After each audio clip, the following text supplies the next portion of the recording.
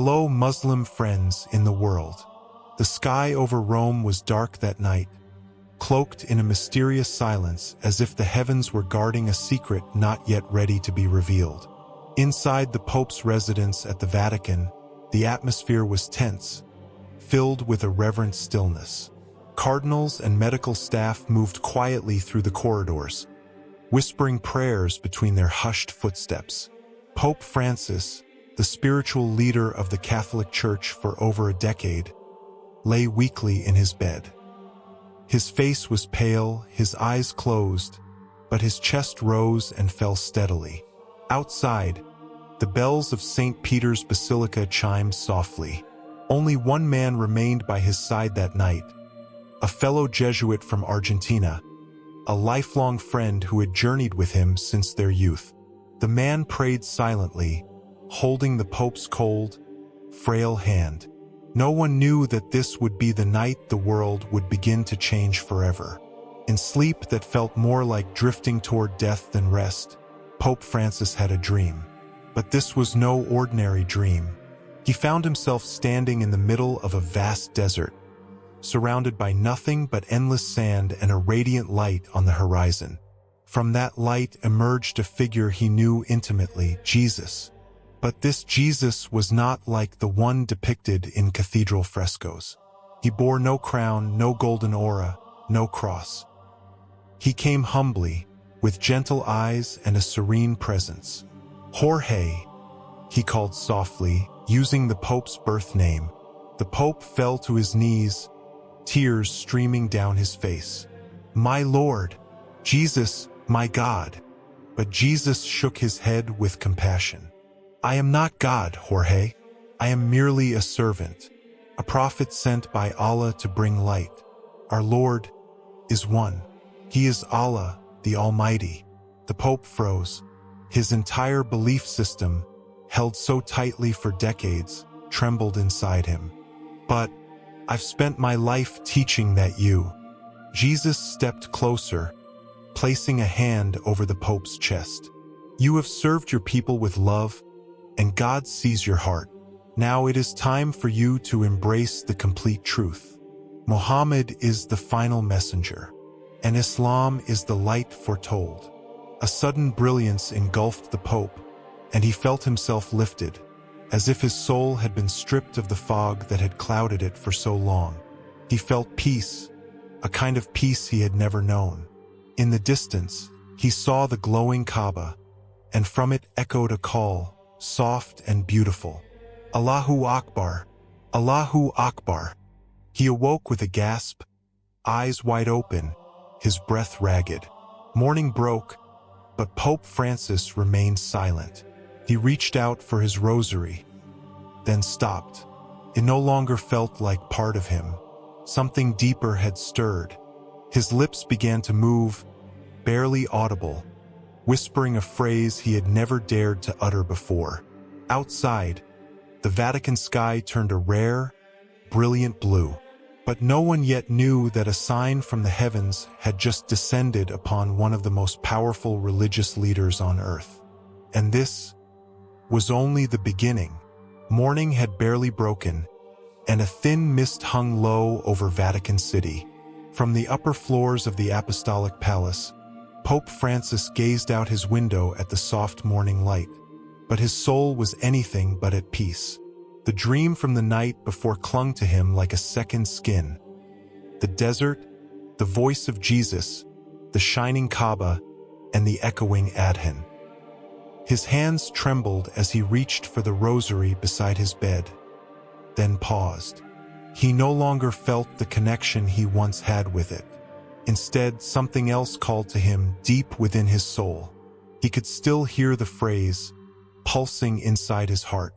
La ilaha illallah, Mohammedur Rasulullah. With what little strength remained in him, Pope Francis called for one of his aides, a young cleric from the Middle East who had studied Islam during interfaith missions. His name was Yusuf, a man of wisdom, compassion, and quiet strength. Yusuf, the Pope whispered, voice raspy and weak. I want you to recite those two sentences for me. Your Holiness? Yusuf looked puzzled. The sentences whispered to me, "By God in my dream, the words of truth, in Islam." Yusuf fell silent, a shiver running through his spine. He realized, with mounting awe, what was about to happen. Tears welled in his eyes as he gently, clearly spoke the Shahada. Ashhadu alla ilaha illallah, wa ashhadu anna Muhammadan Rasulullah. And there, beneath the dawn skies of Vatican City, in a voice fragile yet filled with conviction, Pope Francis repeated the words after him. Yusuf burst into tears. He could not believe what he had just witnessed. The man the world knew as the spiritual father of 1.3 billion Catholics had just embraced Islam. Soon after, the Pope's condition worsened.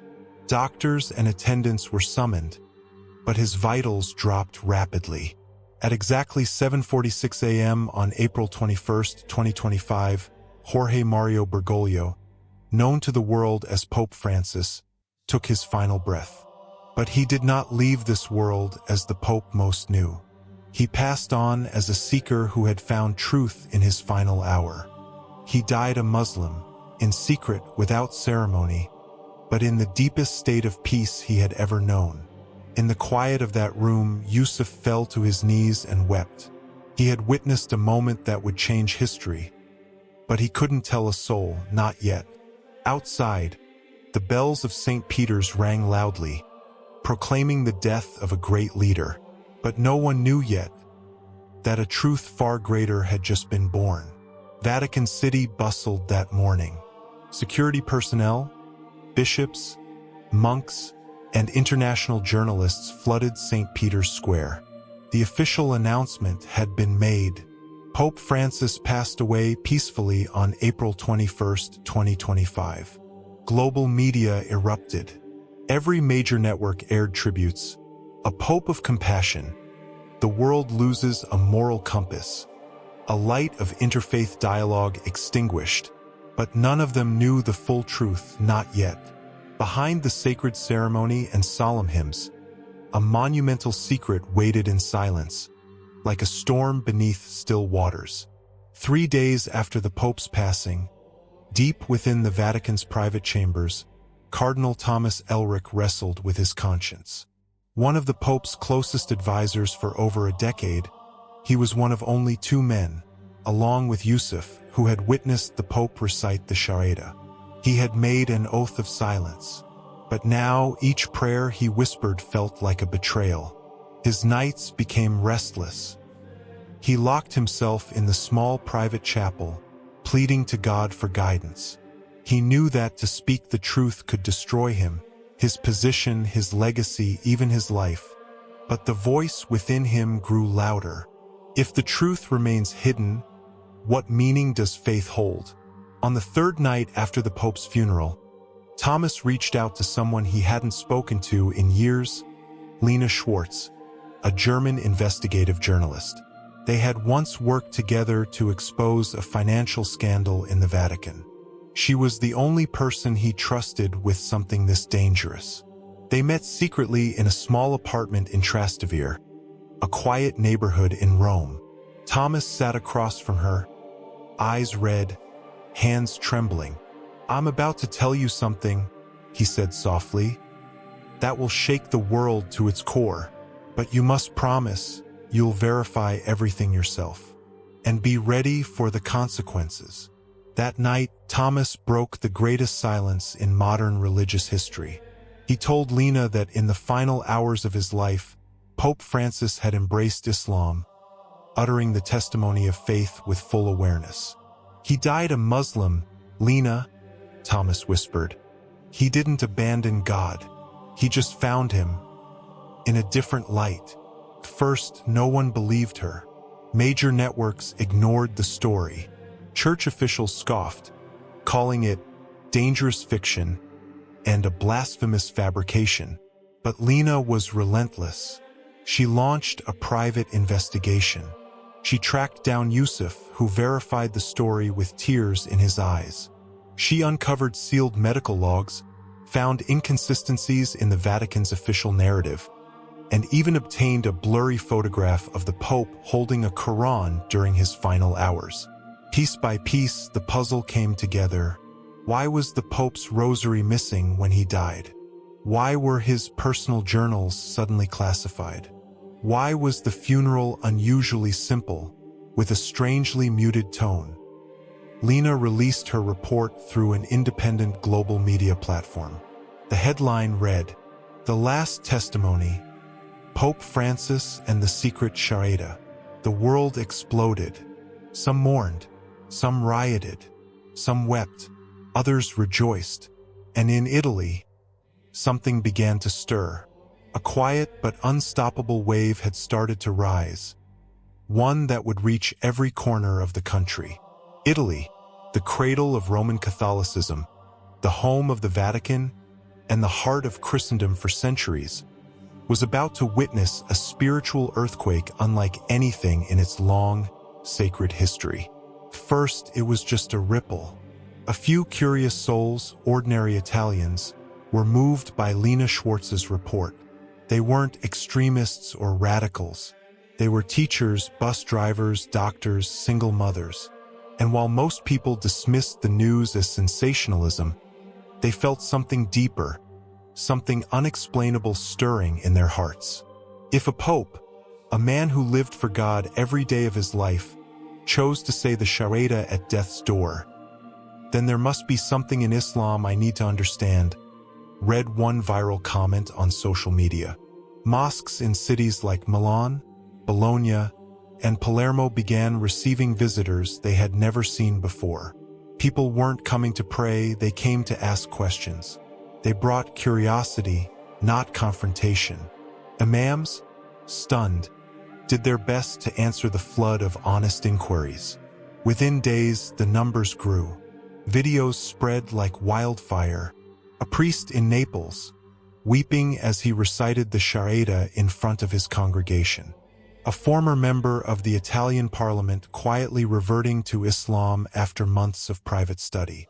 A well-known actress, seen wearing a hijab, speaking about a dream she had that mirrored the Pope's. A single phrase began echoing across Italy. "We are only following the light he saw." The Italian government was rattled. The Vatican remained silent. Catholic churches reported record-low attendance, while bookstores and websites saw an unprecedented spike in sales of the Quran. The shift wasn't ideological, it was spiritual. It wasn't rebellion, it was recognition. It wasn't loud. It was like a tide, quiet but unstoppable. The world witnessed a moment that made history freeze.